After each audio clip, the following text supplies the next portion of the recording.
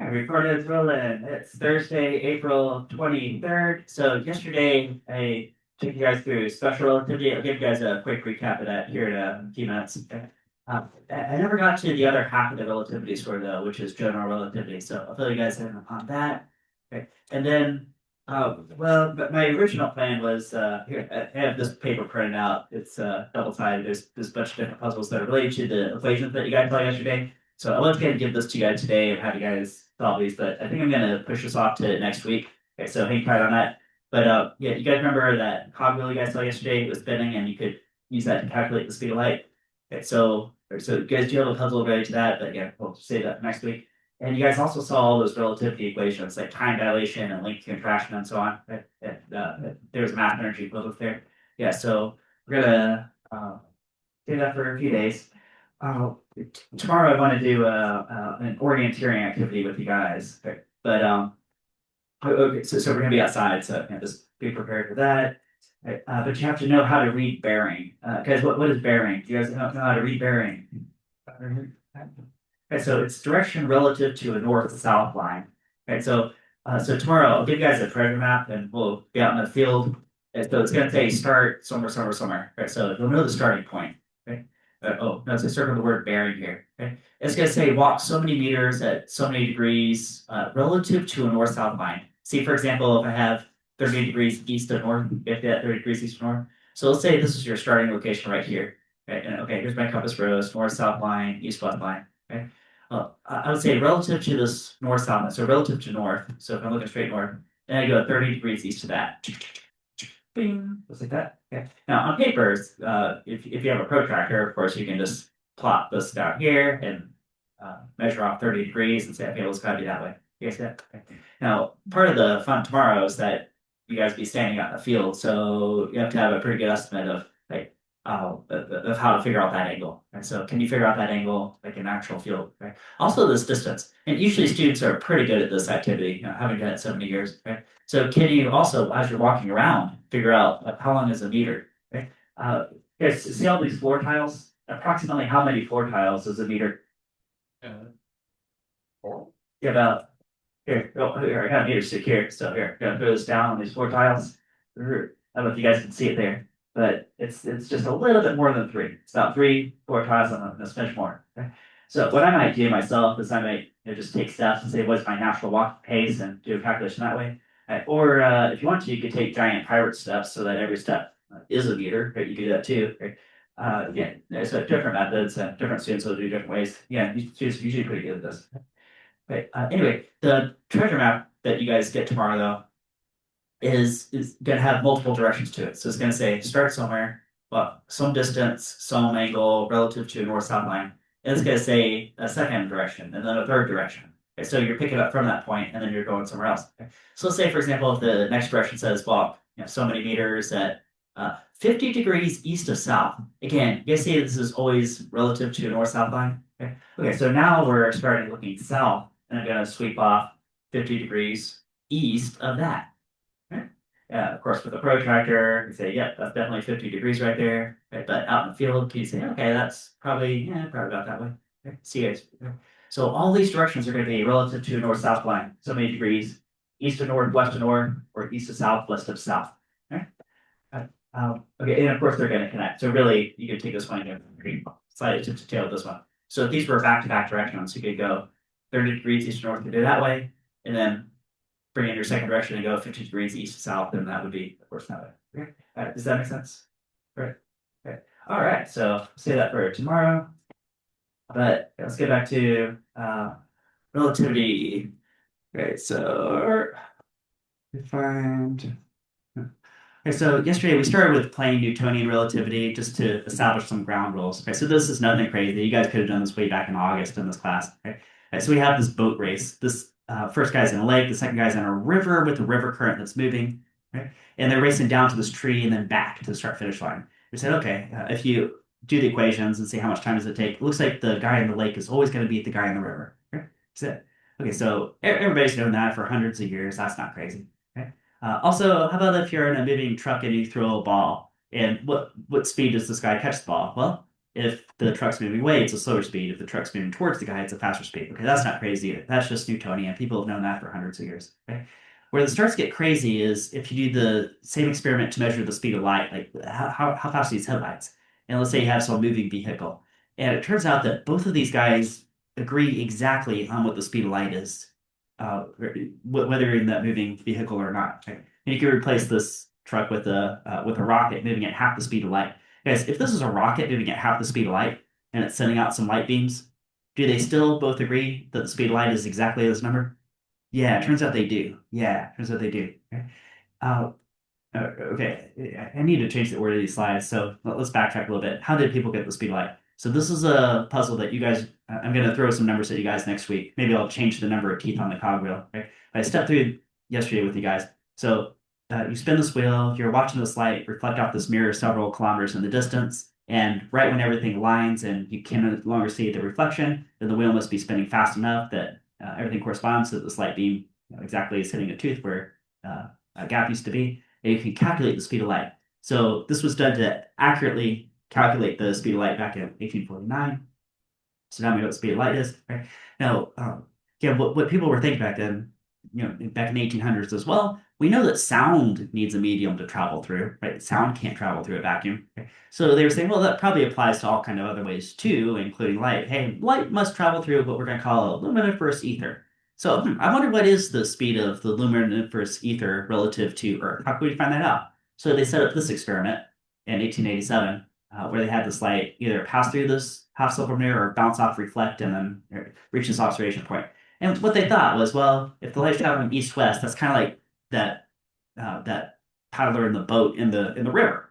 And if it's because that could be like traveling east-west with Earth's spin. Right? So you're traveling with her spin and then against her spin, or maybe Earth going around the sun and then backwards. Right?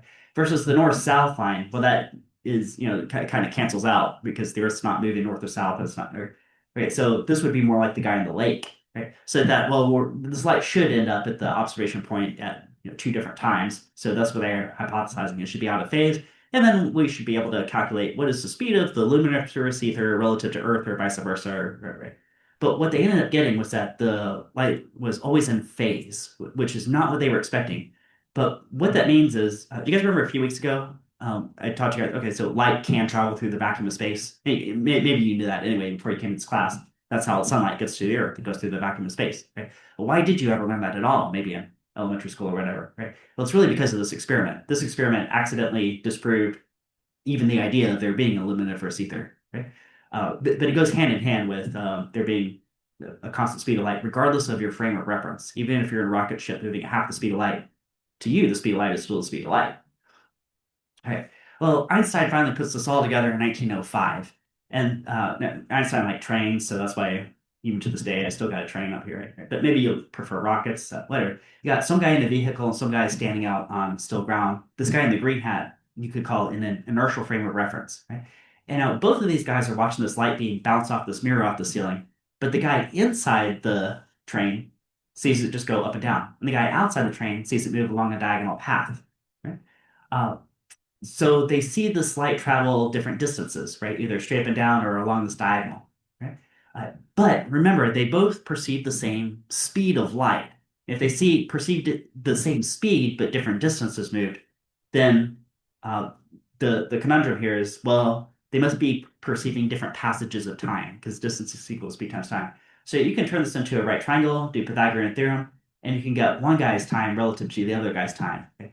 Now, you only really see this significantly in either what's called relativistic speeds. So if you were actually in a rocket moving at some significant percentage of the speed of light, like 10% of the speed of light or more, right? Or some cases where there's some really subtle effects that where it matters. And I'll show you guys an example later. It's a GPS.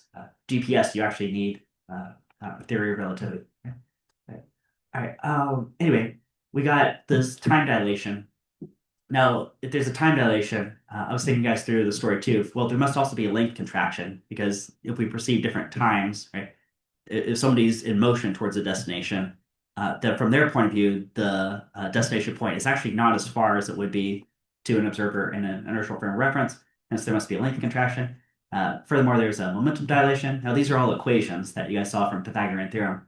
but you can turn this into graphs. So here's what Newton thought in green. He said, oh, well, there's one clock in the sky and it's the same for everyone everywhere. Actually, up until yesterday, this was an assumption in this class, is that time beats the same everywhere for everyone. Right? Einstein says, actually, that's not true. Depending on your frame of reference, time beats differently, and this is what the graph of that equation looks like. Right? Notice what happens as you approach the speed of light. Because if you're going like 99.999% the speed of light, you see you're approaching this asymptotic limit. Right? So from your point of view, like if you were inside the rocket, let's say you're a rocket twin. You guys remember the twin paradox yesterday? With there was a rocket twin and an Earth twin. I showed you guys an animation. It played out a story version of this. Right? So if you were a rocket twin and you were like looking out the window, like back at Earth through a telescope, you could see what was going on. Uh, to you, it would look like everything was speed by really fast. Right? You're watching your twin on Earth like grow old really fast, and then you're watching the Earth spin really fast. But if you're on Earth looking through a telescope at the rocket, to you it looks like the if you could like see inside the window of the rocket, it would look like rocket twin was like almost frozen, like he's not moving at all, right? Even though the rocket's going like 99% the speed of light. Okay, so that's what that. There's also, let's see, length contraction. Again, Newton would have said, oh, well, if something's 10 meters long, it's 10 meters long for everyone everywhere, regardless of frame of reference. Einstein says, no, that's really only approximately true at non-relativistic speeds, but at relativistic speeds, then it would get this contraction effect. Okay. There's this interesting tie-in with photons, because anything without mass has to travel at the speed of light, including photons. So guys, from the point of view of photons, do space and time even exist? No, there's no space from the point of view of photons. To go from one end of the universe to the other is no problem at all from a point of view of a photon because space doesn't even exist. Right? The lengths of everything's equal to zero. Right? Yeah. Yeah. And then here's momentum. So Newton said momentum is mass times velocity. That's what I taught you guys last semester. Right? And Einstein says, well, there's a little more to that story. You got this Lorentz factor, the square root of so we got that. Right. I showed you guys Minkowski space-time. So the fact that you are limited by the speed of light, anything with mass has to move less than the speed of light in terms of speed. Right? See, I create this. I have a fancy one looking here. Right? So I have x and y to represent spatial dimensions, but this vertical axis, think about this representing time. So if you just sit still, you're just moving up this axis pretty much. Right? So anything that you can affect in the future is in this cone. Anything that was in the past that led to you sitting where you are right now has to be in this cone down here, labeled past. Anything that's outside those cones is not possible to be affected by you and vice versa. So if you wanted to say um, like throw a ball and for it to hit the moon in 1 second, well, nothing can reach the moon in 1 second from here, not even light. Right? You can't send a communication in 1 second to the moon. Right? So that would be like out here outside these cones. Right? And could the moon affect you? And so it's the same thing. Like any moonlight you're seeing takes more than 1 second to reach you because it just takes that long. Right? I showed you guys mass energy equivalence yesterday. Now there's a whole proof that leads into this. The last step is E equals mc squared. This is the energy of nuclear reactions. So you run a nuclear reaction, say uranium 235, for example, could lose mass. You multiply the difference in mass times the speed of light squared, and that tells you how much energy you can put on the grid from a nuclear power plant. Got that. Uh, Now there's two different kinds of nuclear reactions. There's fission and fusion.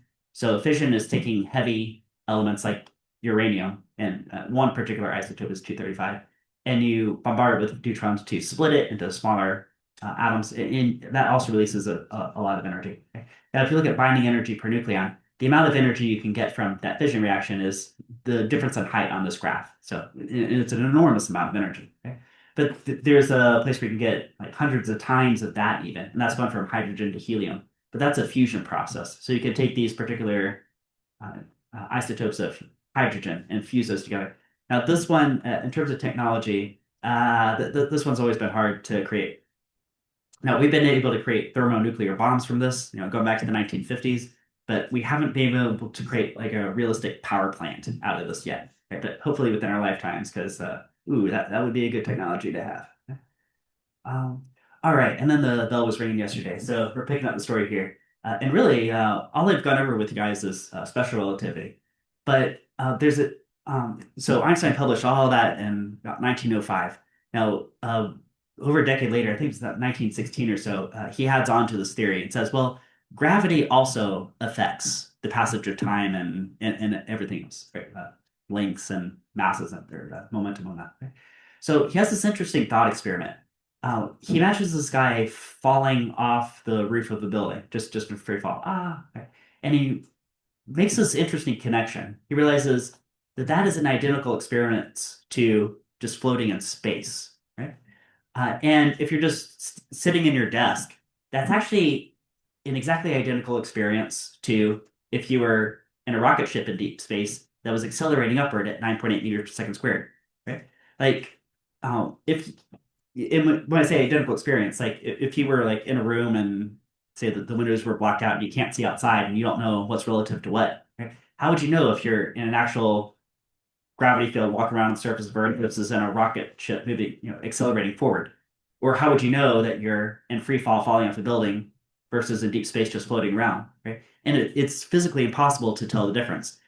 And for this reason, if I have time today, I'll show you guys a Veritasium video where he makes the case that gravity is not actually a force. Now, this gets really weird, but here, follow me with this. I'll try to give you guys a synopsis here. So there are a few classic forces in physics, like the traditional physics one explanation is, oh, well, these four fundamental forces in nature. There's gravity, there's electromagnetism, and then there are these two nuclear forces called the strong force and the weak force, right? Einstein says actually only three of those are true forces, and gravity is not. Right. And the case is, well, actually, you're looking at it here. Case goes like this, right?